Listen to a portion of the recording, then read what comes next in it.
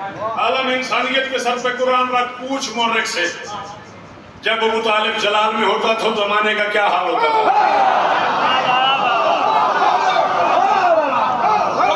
घरों के मोर्रखीन ने माना है अरब के बदकिरदार समाज को डर रहता था अबू तालिब जलाल में ना आ जाए। और कैसे पता लगे कि अबू तालिब जलाल में आया हुआ है? अरब के बड़े बड़े सूरमाओं ने आपस में तय किया हुआ था, अगर कभी अबू तालिब के माथे पे बल हो तो इसका मतलब अबू तालिब जलाल में है। अगर कभी अबू तालिब नंगे पांव चल रहा हो तो इसका मतलब अबू तालिब जलाल में है। अगर कभी अबू तालिब के हाथ में बेनयाम तलवार हो तो इसका मतलब है कि अबू तालिब जलाल में है। अगर अबू तालिब के सारे बेटे उसके दाएं बाएं फिर रहे हो तो इसका मतलब है कि अबू तालिब जलाल में है। फिर दावत ज़ुल-अशीरा के तीसरे दिन अरब के समाज ने देखा अबू तालिब के माथे पे बल था, हाथ में नंगी तलवार थी, नंगे पांव चल रहा था, चारों बेटे साथ थे।